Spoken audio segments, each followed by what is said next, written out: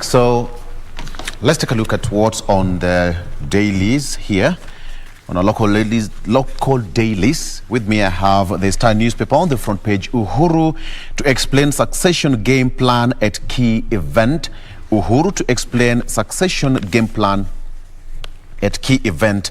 President Kenyatta is expected to be retained as party leader, handing him sweeping powers to play politics even after retirement. Kenyatta is expected to be retained as a party leader, handing him sweeping powers to play politics even after retirement. That's what's on the front page of the Star newspaper. Tolerance test as Ruto and Raila storm quote-unquote enemy territory. I will give you more details briefly. Still on the front page, NHIF in a spot for failing to refund 400 million shillings extra police cover. Interior PS, that is Karanza Kibisho, on Monday told MPs that his ministry is withholding 400 million shillings subscriptions to the National Hospital Insurance Fund as two agencies tussle over refunds. Appearing before the National Assembly's Public Accounts Committee, the PS said that they resorted to withholding subscriptions after their numerous letters to NHIF went unanswered. That is on the front page. Again, all counties to get strawberry ARVs for children by January 2018. The story continues to say that by next year, January, Kenya is expected to provide the new regimen of pediatric ARVs to all 47 counties. The dolutegravir tablet for children from 3 kilograms to 20 kilograms was introduced in Kenya in September to improve outcomes. The DTG, as it is abbreviated, is more effective, easier for children to take, has fewer side effects than alternatives, and has a higher genetic barrier to developing drug resistance. It is expected to enable children to successfully remain on medication and prevent thousands of premature deaths each year. So it is also the frontline medication recommended by WHO. Now the drug is rather currently found in 12 counties that account for 50% for the children. They include Homa Bay, Kisumu, Uasin Gishu, Nakuru, Turkana, Nairobi, Kakamega, Kiambu, Kilifi, Meru, Machakos, and Garissa counties. All right, very quickly, tolerance test. SDP, Ruto and Raila storm quote-unquote enemy strongholds. Kenya's political maturity and tolerance will be at play and sorely tested as bigwigs expand their campaigns beyond their strongholds into perceived enemy territory. Now, Deputy President is expected actually today in Kisumu for a 3-day tour of ODM leader Raila Odinga perceived Nyanza backyard. The DP and his boss, President Uhuru Kenyatta, have largely given that particular region a wide berth, but Ruto has been to Migori and was hosted at the home of Governor Okoth Obado with Raila's blessing. All right, so Raila is also planning to have an extensive visit to South Rift weeks after he staged a mega rally in Eldoret, a town seen as DP Ruto's capital. And in recent weeks, Ruto has camped in Ukambani while Raila has pitched tent in Mount Kenya in a new vote hunting strategy. So, according to the National Cohesion and Integration Commission, this is what they say. They so far have exhibited, quote-unquote, excellent political maturity in campaigns. And I hope my colleagues, you can all agree with me that apart from that incident in Busia where the DP's motorcade was stoned and all that, so far so good. We can all agree to that. Absolutely, and I hope we actually maintain the same spirit and mood all through as we get closer to the elections themselves. Now, let me take you through the front page of the Daily Nation. Very busy, many stories that have been featured here, starting with that particular story concerning the DP. And here they go on to say DP's date with destiny. As the 30th of November draws nearer, that's when we'll be having the Jubilee, of course, the National Delegates Conference, where where Jubilee is expected to, according to those that have already spoken, they say that the DP could be kicked out of Jubilee should he choose not to, quit it before then. Those are just some of the allegations or claims that have been made so far. And to add on to that, let me just quickly run you through this particular story. It has been captured here on page 4. That is also a day where they hope one of the main goals is to create more deputy party leaders, to create more slots to accommodate more deputy party leaders. And this is according to what the Secretary General of Jubilee had to say. And they also say that they take notice that pursuant to Article 711 and 712 of the Jubilee Party Constitution, these are some of the changes that they hope to make during that National Delegates Convention that will be happening.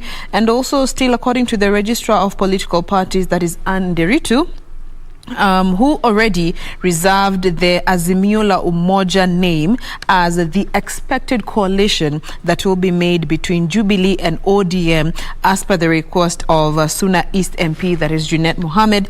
And apart from dealing with the DP and his allies, President Kenyatta allies also said that, this meeting could be the formalization of the divorce proceedings between the president and the deputy president moving forward, politically speaking. So that has been captured there.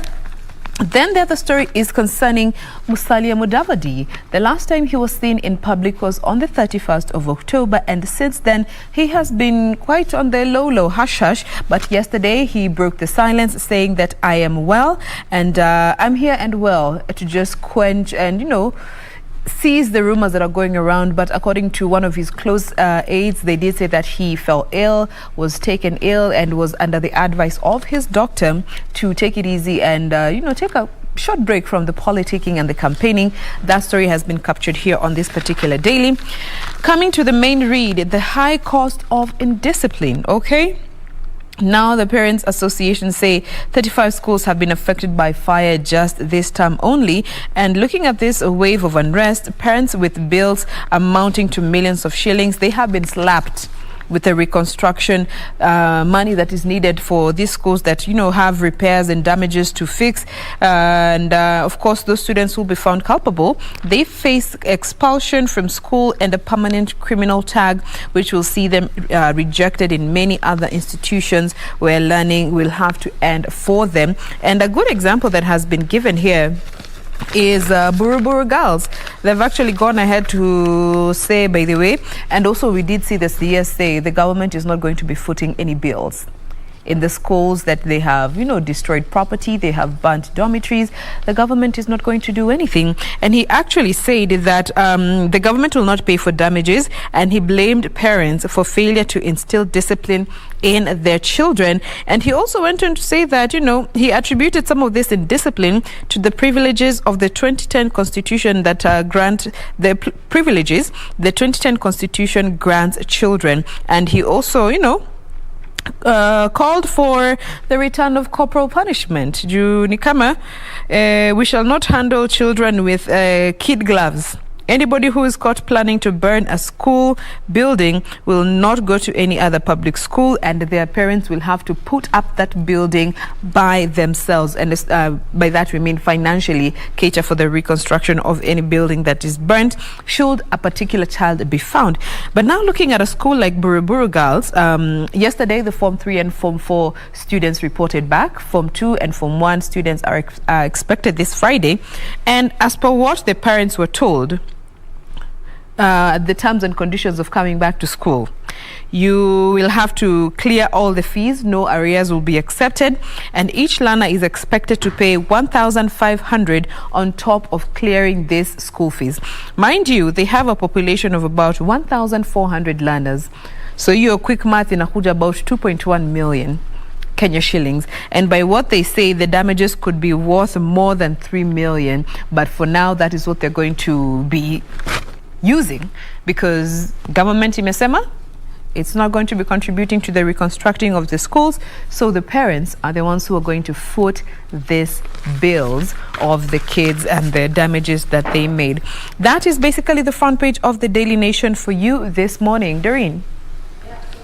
The People Daily, and perhaps you can begin with Mudavadi and the fact that he's been away for a while, and also what he is promising young people if he is elected president come 2022. We've obviously seen most of these leaders promising to create jobs, and the question still remains, how will it be done differently given the fact that this is what has been promised year in, year out and over time? So he promises about 5.5 million direct jobs to young people, and also a good environment for thriving of small and medium scale businesses. But again, the question still remains, how will this happen in terms of implementation?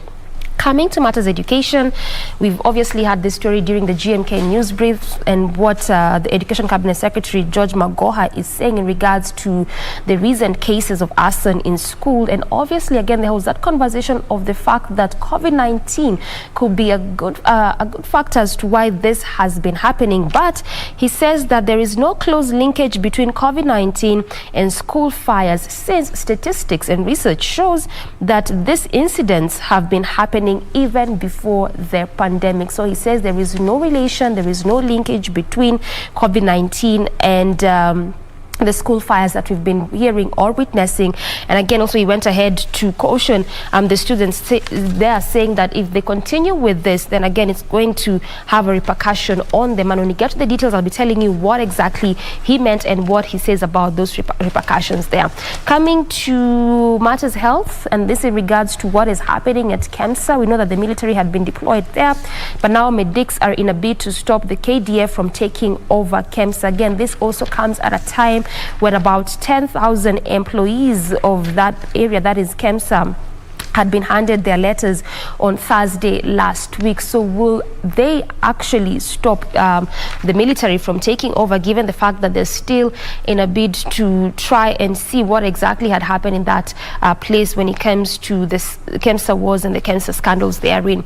And also 9 counties now on the hotspot for teen pregnancies. Nairobi also leading, Nairobi actually leading with the highest number of teenage pregnancies. This is a report that was released by NAC, that is the National AIDS Control Council, as well as the National Council for Population and Development. Just a latest research showing the counties in the country that are leading with the teen pregnancies, and also giving the reasons and factors as to why this particular counties are leading when it comes to teen pregnancies. To a bit of some politics now. Jubilee is set to kick out the deputy president as well as Muturi from, that is Justin Muturi from the party, that is from the Jubilee party. So what does this mean for the National Assembly Speaker as well as the deputy president? Again, the article highlights the reasons as to why the party plans to kick the two out of that particular party. Ray. Scribes this morning are reading from the same script. Matters of school unrest take center stage on the front page of the Standard this morning, being the 9th of November. Who will stop the horror of school infernos? That's the header that we have on the front page. So the government will not take lightly burning of school property in the name of unrest among students. This is none other than PS Basic Education Julius Juan, or Juan, depending on who taught you English in the pronunciation of that name, but that's the PS. Basically speaking, for the Ministry of Education, with tough talk there, as captured by reporters this morning in the headlines there. Professor George Magoha reminding parents and teachers as well as students that any damages to school property, the parents are the ones to carry the burden of repair. Yes. That narrative has not changed. Even back in the 80s and 90s, it was so. But then again, what happened? What is happening in our school? I asked you this morning when we started our broadcast, what do you think? Do we continue highlighting the spate of school unrest? From where I sit, and this is my opinion, I believe the more we keep on highlighting this school, students have walked out and notified the principal, or that they're going to get in touch with him or her when they want to come back. Such and such is also giving, impetus to the rest of the schools to actually follow this direction. But that's just my opinion, that media now also needs to exercise diligence when we are reporting these occurrences, so that we do not seem as if we are fueling the fire that is school unrest. The euphoria among the children that they can actually walk out, no damage, because parents as well as teachers are decrying the cost of property destruction, but not looking at, other costs, and also what it really means for you to be indisciplined and such. That's my take. What's yours? You can reach us on KBC Channel 1. That's our Twitter handle. Mine is @Ray Manyara. Further on, the CBK now raising alarm on borrowing as CRB listing halt starts. This is a story that we had totally highlighted for you now, that now CRB, you're not going to be listed on the CRB if you have a loan of 5 million and below effective 1st of October. However, then, how will these credit facilities be able to tell you apart between a good borrower and a bad borrower? Because credit information system is what credit facilities actually rely on. CRB was one of the strategies to ensure that defaulters do not default, or rather borrowers do not turn defaulters. Further on, talking about matters politics, Ruto is in Luo Nyanza there. So much talk coming out from the political scene. Further on, we will also be bringing you the live transmission from the courts in regard to matters of which direction then should we take in regard to the BBI. This is going to be coming up in not too long. That's around 9 a.m. So it's going to be televised here at KBC Channel 1. Further on, there's an opinion piece here that says that ANC leader Musalia Mudavadi shouldn't support any of the other leaders, but should go the whole way. This is an opinion piece by Oscar Okwaro Plato, who is a political scientist. It says if Mudavadi decides to stick it out alone to the end, he will have a clear pathway, and encumbered by the kind of destructive battles that saw him shoved into the periphery and the rug pulled from under his feet in NASA in 2017. He will also be in prime position to welcome on his own terms those political players who will have no roof to accommodate them in 2022. This is an opinion piece by Oscar Okwaro Plato, who is a political scientist.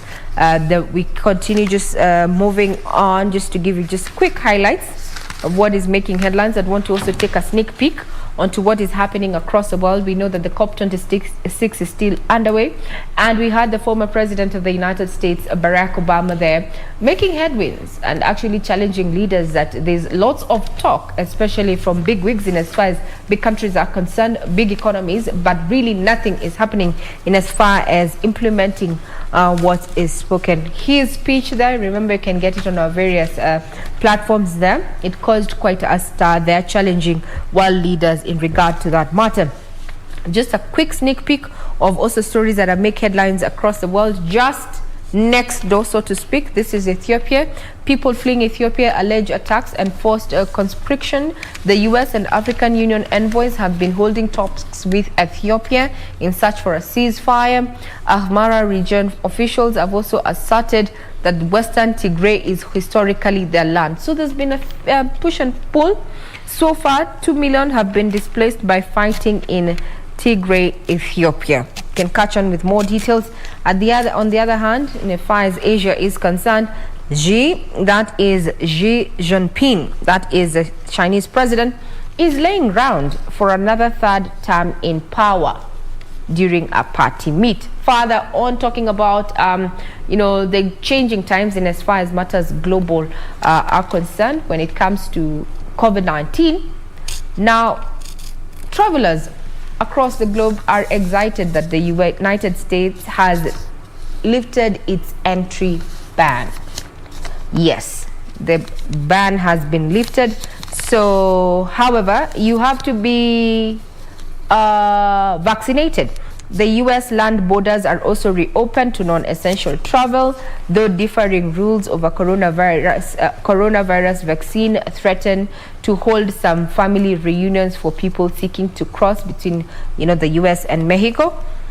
That reminds me that we are not down out of the woods in as far as Kenya's coronavirus situation is concerned. Well, the numbers may be down.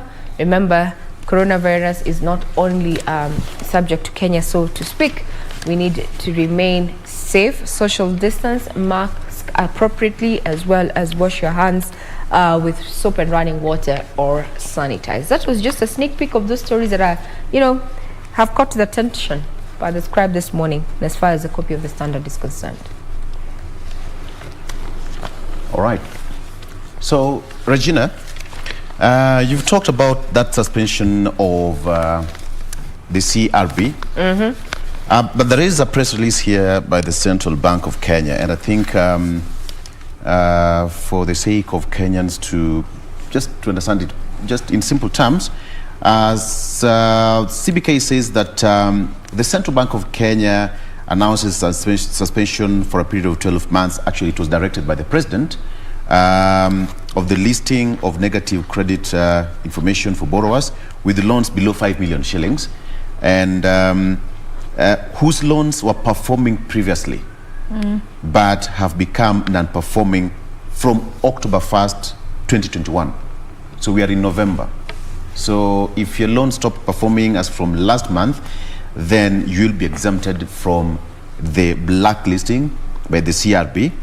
Consequently, loans below 5 million shillings that fall in arrears from October 1st, 2021 to September 30th, 2022 will not lead to the blacklisting. So that is a period of 12 months that was given of the Borrower Credit Reference Bureau. Further, CRBs will not include in any credit report any negative credit information for the loans of a customer less than 5 million submitted to the CRB from October 1st, 2020 to September 30th, 2021 for a period of 12 months. So I think that has given a lot of people a lot of tunasema tumbo joto. So if your loan was performing before 1st of October and it stopped just after that, then you'll not be affected by the CRB listing. But kama ulikuwa blacklisted in 2019, bado utakuwa tu hapo hapo tu. Yeah. And I think that's the clarity that most people needed, because I think everyone thought kama ulikuwa, now you're scot-free, but this will only apply from the 1st of October to September 30th. Yes, September 30th of 2021. 2022. Yes. Okay. So wale wa nyuma, they'll still have to pay it regardless. Kama ulikuwa hapo, bado uko kwa black book. You've not escaped. You still have to pay. Yeah. But I think this was meant to cushion small scale business traders and people who borrowed from banks to expand their businesses. 5 million, but for people who take 100 bob to go and do some other things like betting and what have you, still it's going to be a hard nut to crack. Now, just to chime into this, yes, remember this is not the first time that borrowers are benefiting from a moratorium, so to speak, to be listed from the CRB. Remember in 2020, actually, all borrowers who had applied to banks last year enjoyed a suspension of the sharing of the negative information for a period of 6 months from April to September 30th, 2022 to navigate. And this was also during, part of government's economic stimulus package that was rolling out to just ensure that businesses remain afloat. So this is not different. However, people need to understand that in as much as it's a reprieve, so to speak, it might also lead to a cash crunch. Because if we're not going to have this information shared, how then will these lenders tell apart Victor is a good a borrower while Jane is not? It's because of credit information systems, and the CRB was put out there to ensure that even bankers can just log in and check how good is your credit. If you have bad credit, it means we will not lend to you. This also brings me to the conversation where the Central Bank of Kenya, as a regulator, has been asking lenders to actually adopt a strategy where they now go for risk price lending, or rather, if you are of high risk. For example, let me use Victor. If you're high risk, that means that you're likely not to repay me in time as a lender, if I lend you credit, or your assets do not meet my criterion, in the event that as a collateral. Yes, as collateral. So you are expected to, I need to price my loan, my credit to you at a higher price to cover my behind, so to speak. So risk pricing that is a model that CBK as a regulator has been asking to lenders to actually to actually practice in entirety. So where you'll find corporates and such, or other individuals who show that they are good for credit, get credit cheaper. Yeah. That's what I mean in as far as interest is concerned, paid up interest. While those who are riskier pay a little bit more. Yeah? Yeah. So even at this time when you're talking as a regulator what they want to do to ensure that credit is available, we also have to look in hindsight now that you're not going to have this listing and such for a period of 1 year. What does this mean? Lenders are definitely, banks, this is a capitalistic state, Victor. We are out to make every shilling count. So why should I loan to Regina and she's a bad borrower, yes, and deny Doreen who has good credit?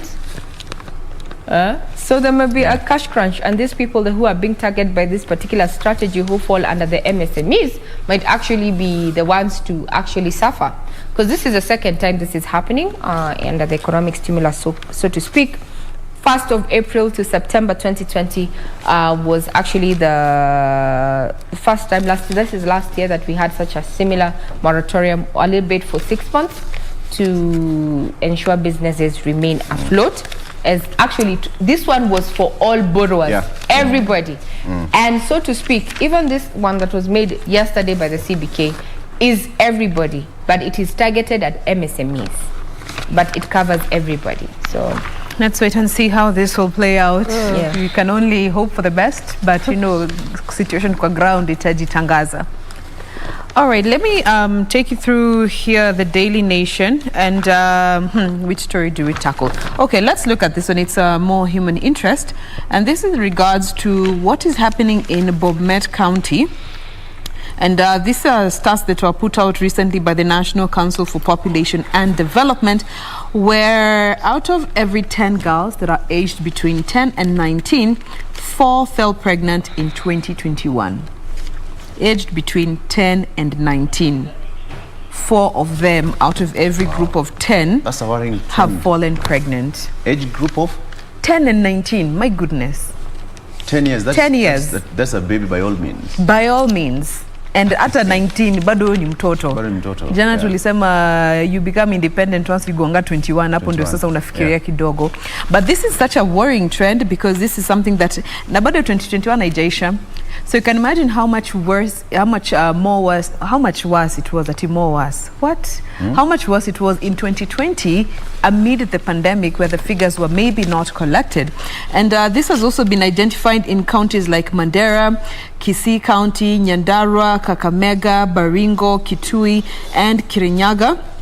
And there's also been a monthly trend analysis on teenagers at antenatal clinics, which indicate a 15% increase in the number of adolescents aged 10 to 14 and 15 to 19. 15% increase from what was recorded last year. I think this still goes to show us that we still have a lot of work to do when it comes to dealing with these cases, because most of these have been as a result of violation, which consequently leads to pregnancy, and for some, even being infected with HIV. When you talk about the teen pregnancies and the pregnancies that are really recorded highly, we also have that particular story just similarly covered by the People's Daily, and this is as a result of the report that was released by NAC as well as the NCPD. And of course, Jane, as you've mentioned, you know, the counties with the leading cases of the teen pregnancies, but also NAC and NCPD alludes to the fact that there's also in terms of the high teen pregnancies, also as a result of poverty, exposure to unregulated digital content, early sexual initiation, and inadequate sexual information and reproductive health services. Also, the report cites sexual and gender-based violence, lack of formal education again, and forced marriages as causes of teen pregnancy. But one thing that always is common is that aspect of poverty. When you talk about teen pregnancies, whichever way you want to look at it, regardless of the age bracket, there's always that factor of poverty being the highest caused, the highest leading factor of most teen pregnancies, and also the fact of lack of proper information and lack of proper and adequate information, especially among those informal setups and even the rural areas. But again, when you look at the aspect of poverty, I mean, is there something maybe the state can do? Is there something that society can do? Because for me, I feel like it's going to be then a cycle. It's always poverty. Looks like it's an ending factor. It might never end. So then again, it means that we will always keep recording high pregnancy rates, teen pregnancy rates. It's really sad. It's really, really sad, because here they go on to say that in 2018, that is when, as a country, we recorded the highest number of teen pregnancies, which stood at 427,135. And mind you, you can imagine the many others that were not recorded. Those that are hidden in their homes or prohibited from even interacting with other children because they fell pregnant. So even this 400 figure, I do believe, is not the actual representation, but that is what was recorded. So I don't know, it really breaks my heart when you hear kids having to go through such situations where they really can't help themselves, and those that are supposed to protect them are the ones who are at the forefront violating them. Yeah. It's really sad. Yeah. You see, let me be the devil's advocate just a little bit and be non-conventional. I wish when we're giving these reports, they'd go further to tell us the perpetrators. You can remember last year, Regina, even here in Nairobi, the courts were saying most of the perpetrators of the cases that were reported were familiar people. And who are these familiar people to these children? Fathers, who are the biggest majority number were fathers, followed by uncles. Then there were grandfathers, then there were stepfathers and stepbrothers, and then there's the cousins who are coming sixth. So it's basically in that family. order. So if I was to actually write this header, I would start with those that have been mentioned. Fathers, brothers, uncles, grandfathers. Perpetrators of rape, defilement, leading to huge numbers of teenage pregnancies. And yes, because we need name and shame. We need to speak up. Just giving us, okay, fine, I'm not tearing into the report. I'm just saying it's a high time. Now we went further, saying that we have this number of teenage pregnancies. Who are the main perpetrators of this? Because this is a vice. These are futures that are interrupted, a majority of them cut short at this point. But these people who are grown-ups, a majority of them are grown-ups. They know that what they're doing is in violation of the law, and they fully do it. This takes me back to this story. I have just seen it here.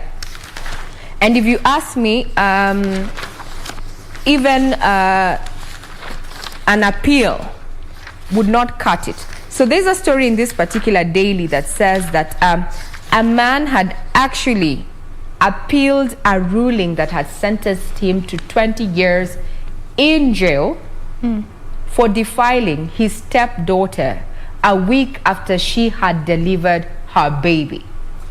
Just a week? Oh, I think that's remember the time we had the representatives from the gender-based violence hotline. Yes. They actually talked of one of the worst cases was a stepfather who violated a 4-day-old baby. Now this was not the baby, but the stepdaughter, who is aged 15. She had just delivered a baby a week ago. Then when the mother left to go do errands, the stepfather, brandishing a panga, pulled her into the home, placed a small 1-week-old baby next to the bed where he continued to perform the heinous act. Yes, and he had appealed. Regina, you know, some people are sick in the head. It's sickness. We might say that, pressure, no. It goes beyond sickness, some Victor. People are sick in the head. These people are just evil. So even as you look at this report, perhaps released by the different bodies and alluding to factors of poverty, lack of proper information, it looks like there needs to be more given to us just aside from these factors, like the way Ray you're saying, and I think I'm with you on that.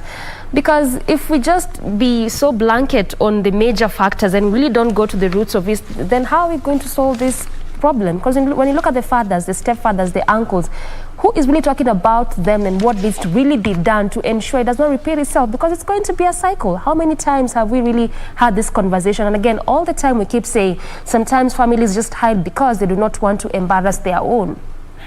So this is what the appellate court said, the judges.